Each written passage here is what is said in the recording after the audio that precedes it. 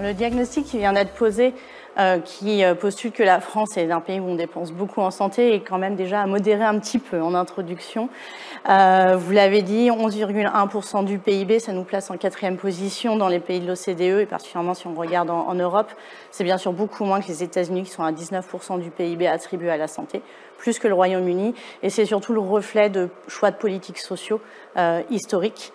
Donc la question n'est pas tant de ce qu'on dépense, mais de comment on le dépense, pour quels résultats, parce qu'il faut rappeler que ces investissements en santé, en protection sociale d'ailleurs pour faire plus large, visent à garantir un état de santé et un niveau de santé dans la population. Le deuxième point, c'est un niveau de dépenses. Pourquoi?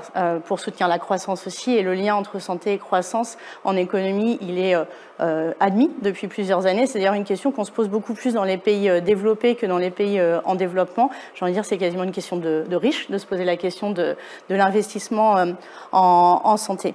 Donc si la question est de savoir est-ce que 270 milliards d'euros, c'est beaucoup, bien entendu, en termes de valeur absolue, c'est énorme. Rapporté à la population française, c'est un budget conséquent, on ne peut pas dire l'inverse. Maintenant, est-ce que l'efficience, c'est-à-dire le niveau de qualité et de résultats de santé que l'on a en France avec cette enveloppe-là est bon? Ça, c'est toute la question. Et l'économie, à ce niveau-là, est là pour réfléchir à la manière dont la juste allocation des ressources sur les bons acteurs de santé, la ville, l'hôpital, et pour les patients in fine. Si on regarde après un peu plus dans les grands agrégats, effectivement, l'hôpital, c'est un consommateur important de dépenses. Pour résumer, on a l'hôpital et la ville, qu'on oppose souvent d'ailleurs dans les dépenses, alors qu'il y a une complémentarité très forte et que c'est ce lien aussi ville-hôpital qui a à retravailler. Le deuxième constat qu'on peut faire, c'est qu'on a surtout beaucoup joué sur la régulation hospitalière et des produits de santé. Ça a été les deux curseurs faciles, j'ai envie de dire, pour équilibrer le budget depuis un peu plus de, allez, on va dire 15 ans sur les politiques de régulation que l'on a. C'est simple, parce qu'on s'est joué sur les tarifs. C'est beaucoup plus facile de réguler des tarifs que de changer des habitudes, aussi bien pour les professionnels que pour les patients, de changer les parcours de soins. Finalement, les dépenses de santé ne sont que le reflet de cette organisation des soins. On constate des dépenses pour un niveau de prise en charge, et pas l'inverse en fait. Depuis quelques années, donc on est dans une logique comptable, on s'intéresse assez peu à l'évaluation de l'efficacité de ce qu'on produit. La question est l'euro investi, qu'est-ce qu'on récupère en face? La logique de qualité et d'efficience, elle est vraiment secondaire au final dans le choix des politiques budgétaires aujourd'hui.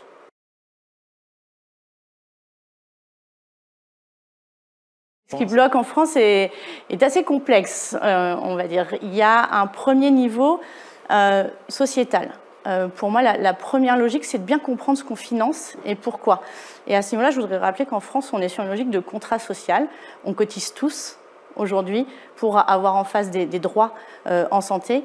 Et je pense que le premier niveau de compréhension, il est vraiment dans la population générale de comprendre le mécanisme de financement. Parce qu'on discute, et on l'a vu avec la crise sanitaire, beaucoup de santé, sans comprendre vraiment la logique de financement et notre modèle de contrat social derrière. Et ça, c'est quelque chose d'extrêmement fort.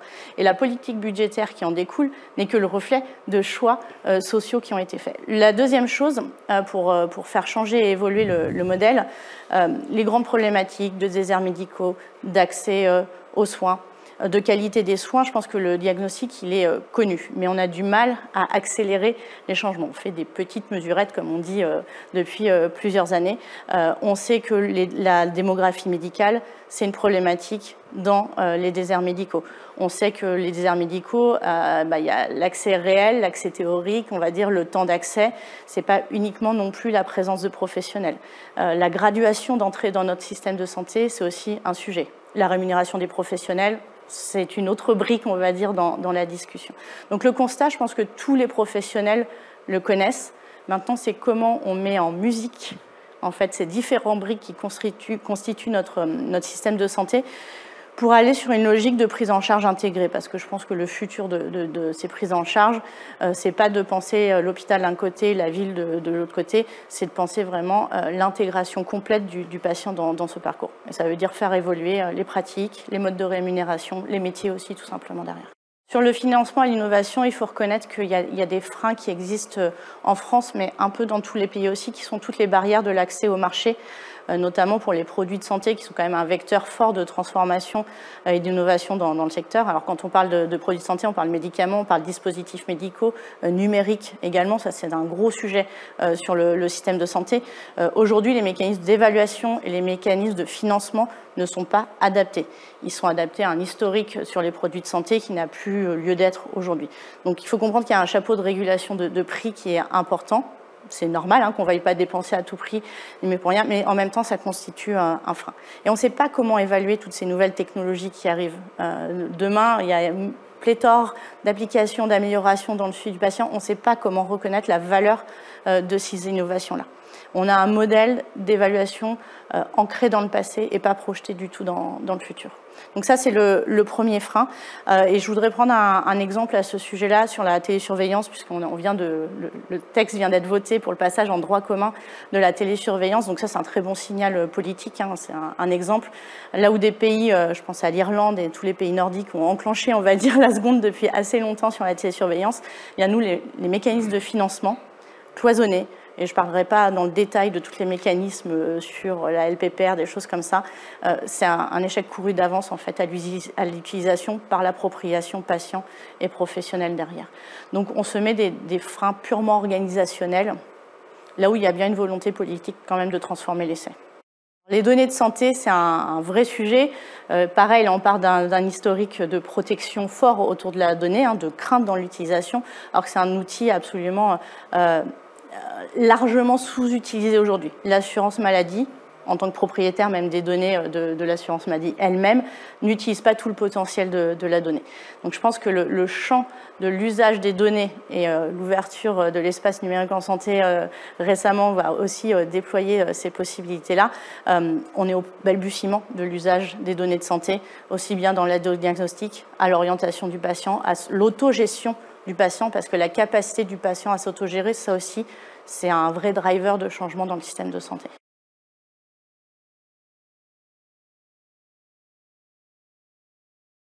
Le premier traitement qu'on pourrait poser sur le système de santé, c'est de faire confiance aux patients et aux professionnels de santé.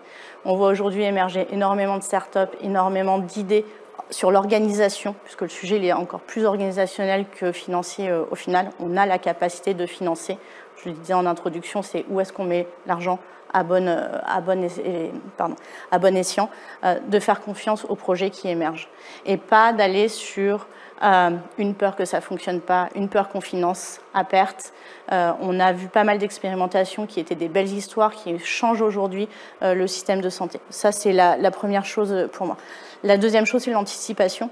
Parce que le meilleur moyen, j'ai envie de dire, de limiter le risque et l'incertitude, c'est d'anticiper. Et l'incertitude en santé, elle est extrêmement forte. C'est souvent ce qui fait peur et qu'on n'ose pas y aller, on n'ose pas mettre un budget, on n'ose pas mettre en place une organisation. La crise sanitaire nous l'a montré.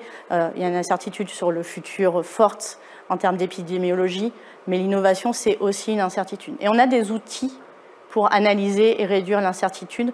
Dans le rapport sur la refonte du budget de la santé, avaient été évoqués les outils d'horizon scanning, par exemple, très larges, avec des outils économiques, d'anticipation, d'innovation. On a la possibilité de gérer cette incertitude et donc d'oser y aller, tout simplement. S'il y avait une seule mesure phare, alors elle est peut-être un peu basique, mais pour moi, il y a un vrai travail d'acculturation de la population sur les enjeux sociaux en santé. Je pense que les débats que l'on a depuis 2 ans, du coup, où tout le monde est devenu épidémiologiste, économiste, montrent que l'on a tout de même une mauvaise connaissance, culture générale, j'ai envie de dire le socle commun de culture générale dans la population de ce que c'est que le système de santé. Et on pourra beaucoup plus facilement décider d'une logique d'investissement si l'acculturation est faite. Parce qu'au final, la frontière entre coût et investissement, c'est qu'une question de vision. Le curseur et la balance, encore une fois, est très fin. Il suffit de se dire « j'investis » et non pas « ça coûte ».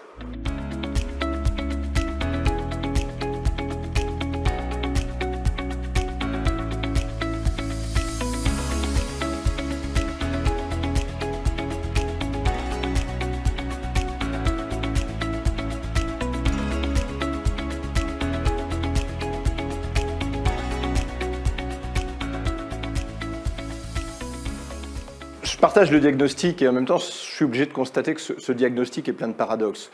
On dépense effectivement tous les ans 270 milliards d'euros pour la santé des Français qui sont votés dans la loi de financement de la sécurité sociale et on est face à un système de santé devant lequel plus rien ne fonctionne. Plusieurs millions de Français sont aujourd'hui sans possibilité d'avoir un médecin traitant. Il faut des délais qui sont au-delà de ce qui est raisonnable et entendable par la population pour accéder à la médecine de spécialité. L'hôpital public est en grande souffrance et on a vu que le ruissellement de milliards d'euros du Ségur de la santé sur le système hospitalier n'a pas permis de régler tous les problèmes. Ça, c'est le premier paradoxe du système de santé. Et le deuxième paradoxe du système de santé, c'est que parce qu'on n'a pas révisé notre modèle de société, ce modèle de solidarité qui est né en 1945, on laisse à croire depuis des années aux Français que la santé ne coûte rien. À chaque fois que je vais chez mon médecin, je ne paie plus. Quand je vais chez mon pharmacien, je ne paie pas. Je sors ma carte vitale comme je sortirais ma carte de crédit. Et j'ai le sentiment que finalement, le système de santé ne coûterait rien à personne et que ça ne serait jamais une question d'argent.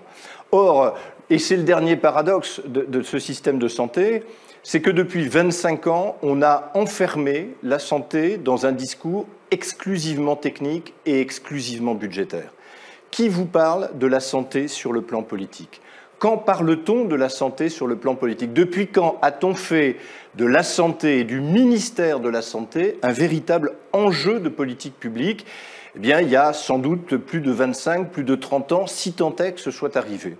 Donc, la vraie difficulté, le diagnostic, il est à mes yeux d'abord là. Si demain, on admet que la santé est un sujet régalien, au même titre que la justice, au même titre que la défense, au même titre que l'éducation nationale, et qu'on lui confère le même poids politique que ces politiques de public-là, eh bien, je pense qu'on aura déjà le regard du monde politique sur la santé va changer considérablement.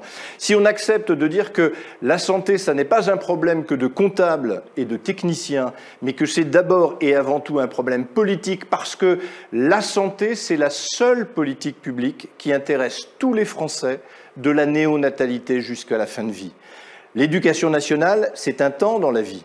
La défense nationale, c'est un temps qu'évidemment on souhaite le plus court possible. Mais nous sommes tous potentiellement des sujets de santé, de la néonatalité jusqu'à la fin de vie. Et donc, il est temps, et moi je l'appelle de mes vœux depuis très longtemps, que dans le débat public, la santé reprenne enfin toute sa place et qu'on soit capable d'avoir sur la santé une vision qui porte un petit peu plus loin que les échéances budgétaires annuelles. La crise Covid va nous permettre, je l'espère, je le souhaite, comme le disait le président Obama, de ne pas gâcher la crise, c'est-à-dire d'en tirer les meilleures leçons pour l'avenir. Et peut-être que la meilleure leçon que nous avons à en tirer, c'est la totale impréparation de notre système de santé à affronter une crise sanitaire de cette ampleur. Et donc tout ça va nous obliger, une fois encore, à aller regarder un peu plus loin. Souvenez-vous, il y a combien d'années qu'on n'a pas entendu un ministre de la Santé nous dire quelle était sa vision pour la santé et notre système de santé à 5 ans, à 10 ans, à 15 ans, à 20 ans. On ne peut pas gérer la santé enfermée dans l'annualité budgétaire.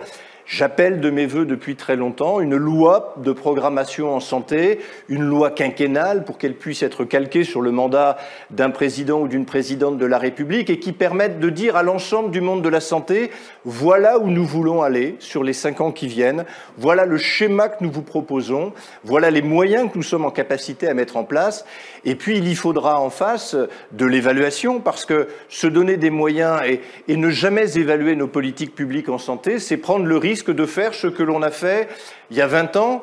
Rappelez-vous l'époque où on imaginait que plus on allait diplômer de médecins, plus il ferait de prescriptions et plus on accroîtrait le trou de la sécurité sociale. 20 ans après, on n'a plus de médecins, mais on a toujours le déficit de la sécurité sociale. Et donc, il faut qu'on soit en capacité à avoir cette lecture un peu prospective du monde de la santé, d'essayer d'imaginer avec le monde du médicament, avec le monde des dispositifs médicaux, avec le monde de la recherche et de l'innovation, quels sont les moyens dont nous disposerons à une très brève échéance et qui permettront peut-être de générer des économies dans le fonctionnement même du système de santé. Mais ce système qui est administré, centralisé et finalement un peu sclérosé est un système qui ne peut produire que ce qu'il produit aujourd'hui, c'est-à-dire davantage de dépenses et de moins en moins de résultats et d'efficacité pour chacun de nos compatriotes.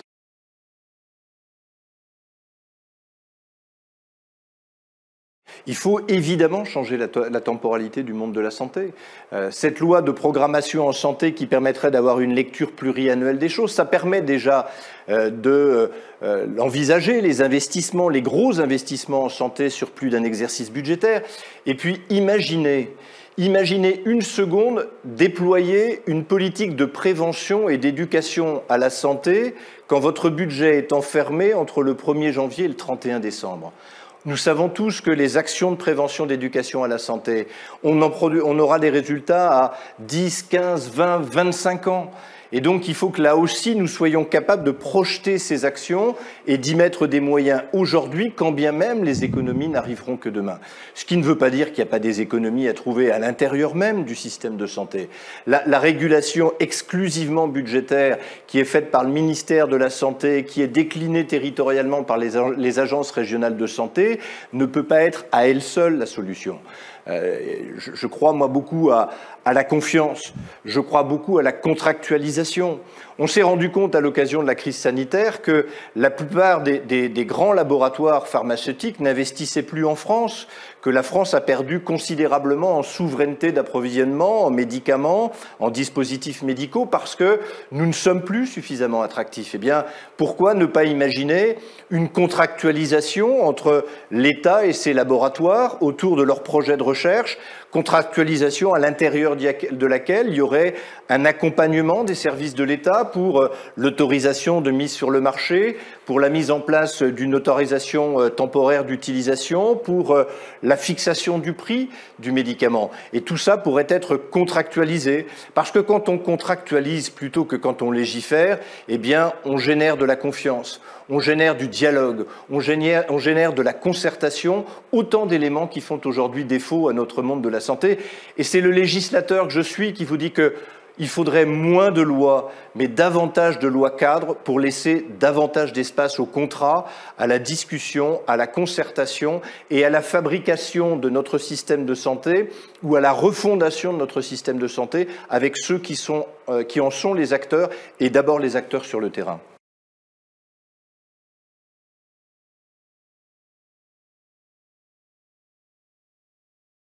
Ce en quoi je crois, c'est davantage d'autonomie des acteurs de terrain. Ce en quoi je crois, c'est un système qui changerait son paradigme pour passer d'une offre de soins, où c'est aujourd'hui l'État qui dit aux Français « voilà le schéma que je vous propose pour votre santé, débrouillez-vous pour rentrer dans le schéma tel que je vous le propose », à la demande en santé telle qu'elle s'exprime de chaque Français, là où il habite, là où habitent ses enfants et là où habitent ses parents âgés.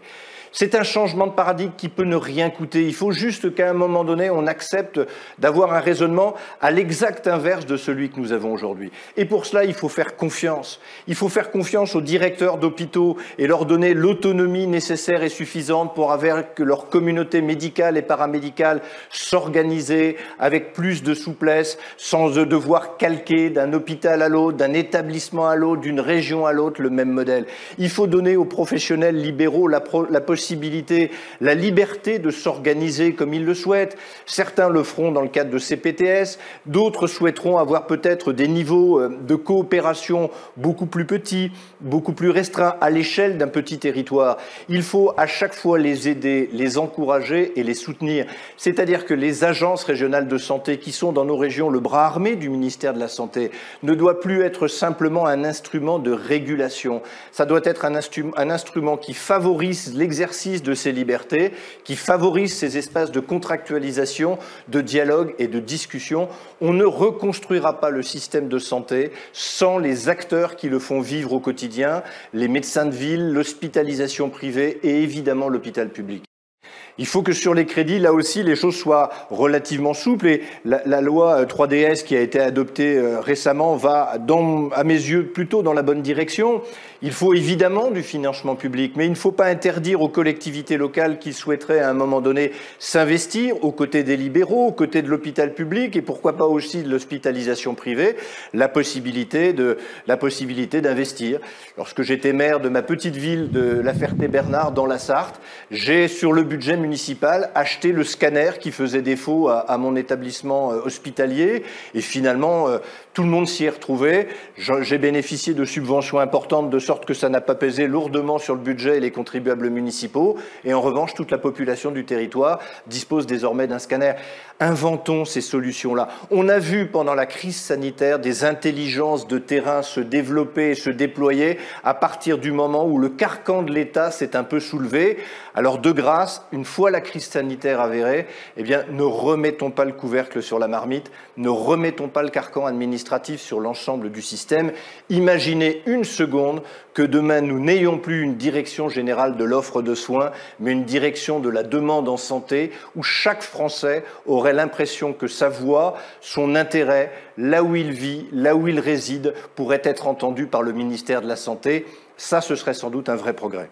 Au regard de la situation de l'ensemble du système de santé, il me semble qu'aujourd'hui, la priorité doit être mise sur l'hôpital public.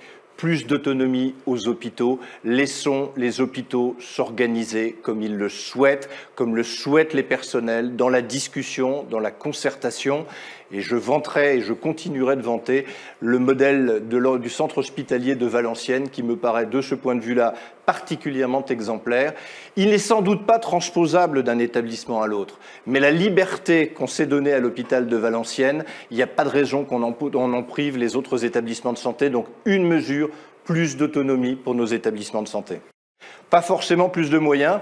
L'exemple de Valenciennes a montré que c'est sans doute l'un des rares hôpitaux de France qui, depuis 10 ans, a non seulement ses comptes à l'équilibre, a non seulement multiplié par 100 son niveau d'activité, mais a généré de l'excédent.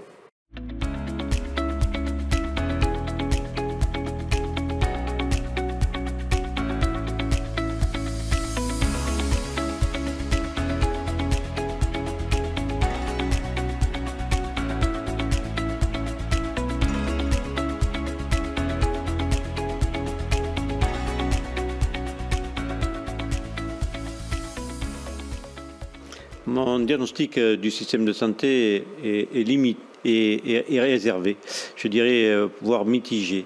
C'est-à-dire que je vois qu'on peut disposer de moyens importants au niveau de nos centres hospitaliers. Par contre, l'usage qu'on en fait est un usage qui peut être très différent en fonction des organisations des hôpitaux.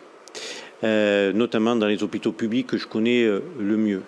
Je vois aussi qu'en fonction de la situation géographique, les moyens qui sont mis en œuvre ne sont pas tout à fait les mêmes. Si je regarde le centre hospitalier de Valenciennes, je suis en zone urbaine, j'ai des moyens qui sont relativement importants que je peux mobiliser pour donner une offre de soins qui est une offre de soins satisfaisante.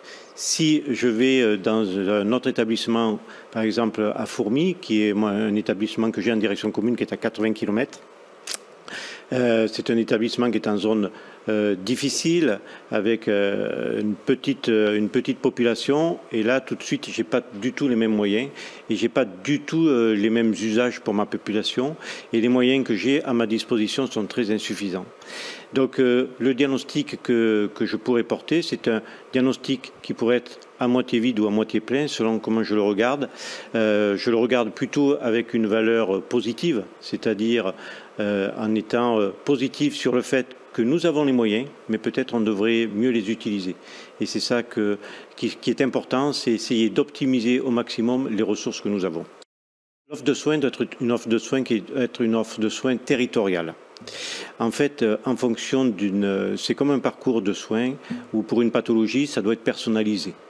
Quand on est dans une zone urbaine, on a un ensemble de moyens qui est à notre disposition. On a des médecins de ville, on a d'autres structures privées, on a des structures publiques, on a des structures associatives qui aident à la prise en charge. Quand on est dans une zone qui est une zone beaucoup plus précaire, dans une zone désertique, les moyens qui sont mobilisables sont beaucoup moins importants. Et à partir de ce moment-là, il faut faire venir les moyens. Et pour faire venir les moyens, ça nécessite une innovation, une créativité, des actions qui sont très spécifiques et très personnalisées. Et donc ce qui change, en fait, c'est ça, c'est disparité que nous avons dans notre système de santé, qui est un système peut-être à plusieurs vitesses, où on voit que dans certaines zones, on va avoir une densité d'offres de soins relativement importante, et dans d'autres zones, on va avoir une densité d'offres de soins, qu'elle soit médicale ou paramédicale, qui est beaucoup moins importante, et on ne saura pas la réguler, et on va avoir une perte de chance. Et moi, ce que je constate au niveau de mon territoire, donc de mon groupement hospitalier territoire, qui est le Hainaut-Cambrésis. Le Hainaut-Cambrésis, c'est 850 000 habitants. Je ne suis pas sûr qu'un habitant dans une zone désertique à Fourmies ait la même égalité d'accès aux soins qu'à Valenciennes. Même j'en suis sûr, elle n'a pas la même égalité d'accès aux soins. Donc quand on n'a pas la même égalité d'accès aux soins, ben, on peut avoir des pertes de chance. Et ça, c'est pas ce qu'on veut sur notre système national. Ce qu'on veut sur notre système national, c'est avoir égalité d'accès aux soins et avoir une perte de chance qui est égale pour tout le monde, c'est-à-dire une offre de soins qui est une offre de soins régulée. Le système pousse plutôt à jouer perso. Il a donné des leviers qui permettent de jouer collectif, mais ces leviers, ils sont peu suivis d'effet. En fait, on a un système qui est un système de financement à la tarification à l'activité qui permet d'avoir des ressources si on a beaucoup d'activités. Par contre, on n'est pas encore sur des financements de type parcours, on n'est pas sur des financements de type prévention, on n'est pas sur des financements de type maladie chronique, support. Et donc tout ça fait qu'en fait, on se focalise sur un objectif qui est pour un hôpital, comme pour une clinique d'ailleurs, c'est d'essayer d'équilibrer en fait son budget en ayant la meilleure offre de soins possible.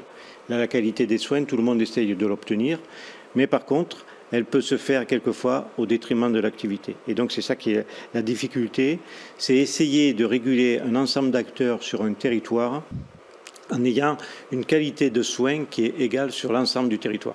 Et notre financement actuel ne permet pas de le faire. Notre financement actuel, par exemple, ne nous permet pas d'avoir une permanence des soins, qui est une permanence des soins qui est effective sur l'ensemble de notre territoire. On a des permanences des soins qui, quelquefois, sont en difficulté, sur lesquelles on ne peut pas maintenir des structures qui sont des structures vitales, parce que justement, on n'a pas les ressources nécessaires pour le faire.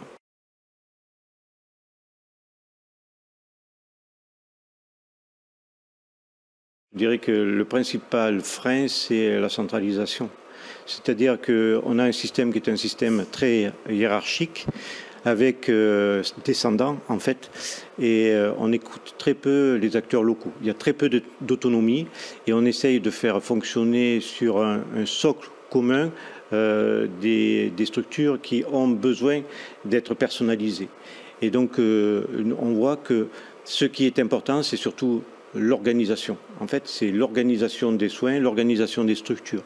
Et nous, au centre hospitalier de Valenciennes, on a travaillé sur cette organisation pour justement essayer d'optimiser les moyens qu'on nous donne à notre disposition.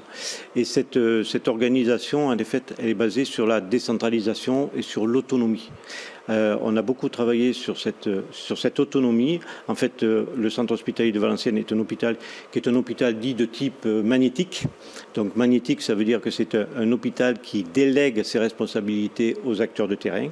Ce sont les acteurs de terrain qui prennent les décisions et en fait, l'hôpital n'est pas un hôpital de structure, mais un hôpital de soins. C'est-à-dire que cet hôpital-là, avec des décisions de proximité, va servir ces décisions de proximité pour les mettre en œuvre. Exemple, on a mis en place un service de chirurgie de la main au centre hospitalier de Valenciennes parce qu'on avait un besoin sur notre territoire de chirurgie de la main parce qu'on a beaucoup d'industries sur notre territoire. On a donné aux médecins la capacité de mettre en œuvre son projet de chirurgie de la main en lui allouant une enveloppe et cette enveloppe, l'administration a donné une enveloppe générale et le médecin l'a optimisé et donc il a créé le service de chirurgie de la main, il a embauché les médecins, il a embauché les infirmières et le service de chirurgie de la main a été opérationnel en moins de 3 mois, sans qu'il y ait une interaction forte au niveau de la structure administrative, mais uniquement par délégation.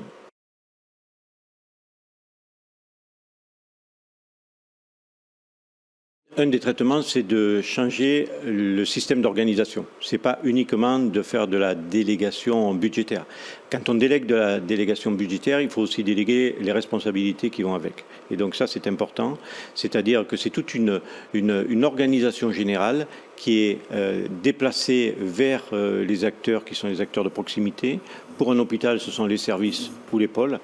Et à partir de ce moment-là, eux deviennent les donneurs d'ordre et l'administration, elle est au service de ces donneurs d'ordre. Donc ça a plusieurs avantages. Le premier avantage, c'est que ça permet de simplifier les circuits de décision et les circuits administratifs. Donc ça a une rapidité qui est importante de façon à mettre en œuvre les actions. Après, c'est l'optimisation des ressources. Parce que quelqu'un qui prend une décision de proximité, il a la capacité d'optimiser sa prise de décision. Et il y a une autre chose qui est importante également, c'est quand on donne de la responsabilité aux acteurs de terrain, il y a une anticipation qui est possible, parce que ces acteurs de terrain, ils ont toute l'expérience de leur savoir-faire et ils sont capables d'anticiper. Ce n'est pas une administration qui anticipe pour eux, c'est eux-mêmes qui anticipent pour eux-mêmes en connaissant leur métier. Et puis après, ça crée de l'innovation, l'autonomie crée de l'innovation, crée de la créativité, crée de l'envie, du dynamisme. Voilà. Donc je ne pourrais qu'encourager effectivement cette délégation et cette autonomie. Pour les investissements à long terme, ce n'est pas problématique. Nous, on a des investissements qui sont sur plusieurs années, sur des dizaines de millions d'euros. Et c'est des investissements que l'on suit avec une gestion de projet qui est une gestion de projet locale.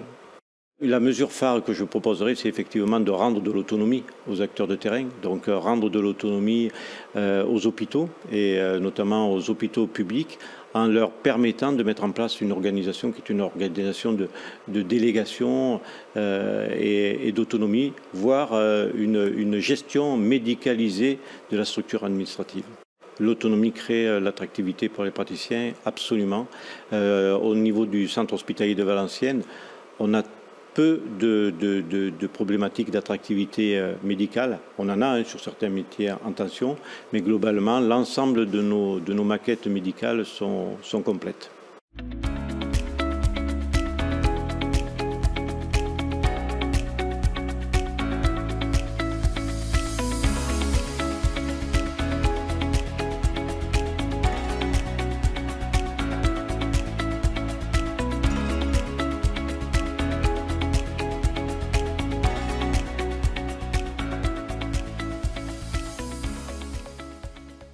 Mon diagnostic concernant notre système de santé actuel et notamment la part de la médecine de ville au sein du système est en train de changer suite aux différents événements qui sont passés avec la crise sanitaire.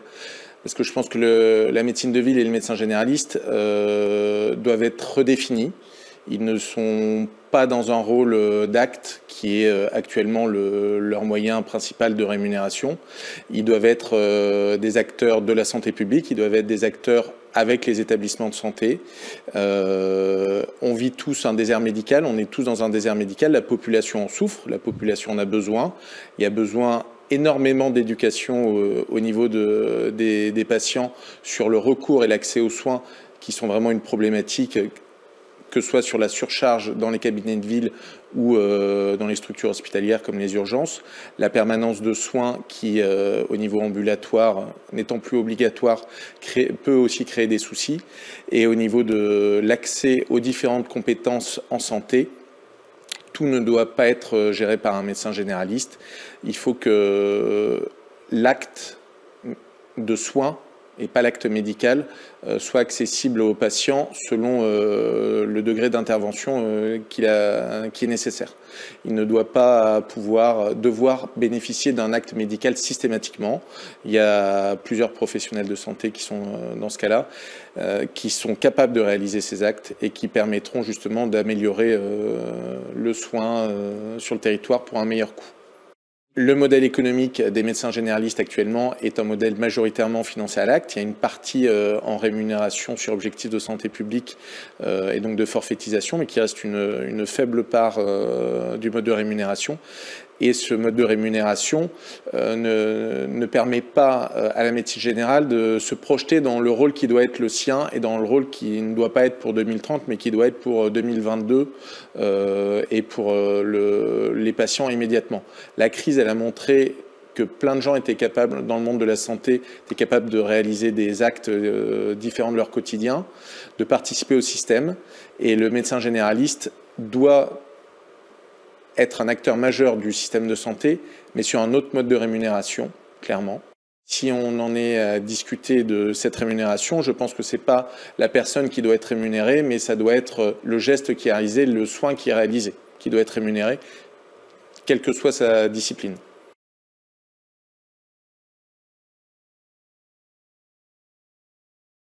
Les causes qui sont limitantes actuellement sur notre système de santé tendent à être levées progressivement puisque l'exercice coordonné devient de plus en plus la règle, que ce soit à une échelle micro avec les équipes de soins primaires, à une échelle de patientèle un peu plus importante avec les maisons de santé pluridisciplinaires qui existent déjà depuis plusieurs dizaines d'années, et avec l'arrivée d'une réflexion territoriale et donc plus d'une réflexion de patientèle, donc chose qui va dans le bon sens avec les communautés professionnelles territoriales de santé, où la santé en ville se réapproprie la santé publique. Puisque de toute façon, l'avenir, je pense, de ces CPTS, c'est vraiment un avenir sur la prévention et sur la réalisation et la création des parcours pour nos patients. Et donc la meilleure manière de donner le soin au bon moment, au bon endroit, par la bonne personne, pour travailler cette médecine qu'on appelle la médecine 5P, qui va être prédictive, personnalisée, etc. Si on en reste sur une tarification à l'activité ou qu'on fasse un acte sur un parcours long, sur un parcours complexe, sur un besoin social ou n'importe quoi auprès du patient, quel que soit l'acte qu'on réalise, il sera payé de la même manière. Les forfaits actuellement qui sont donnés aux médecins généralistes sont sur des critères qui vont dans le bon sens, mais qui sont encore loin de la réalité de santé publique. Et on doit travailler beaucoup plus, je pense, ce nouveau mode de financement pour la médecine de ville et pour la santé en général en ville.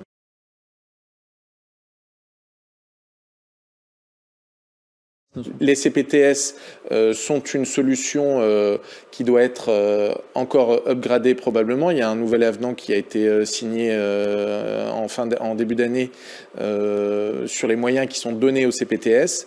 Néanmoins, ce sont des moyens qui sont encore très encadrés. Il y a des délégations et des transferts de tâches qui essaient d'être mis en place, qui ont d'énormes freins liés pas forcément à la population mais aux professionnels qui s'y opposent, malheureusement.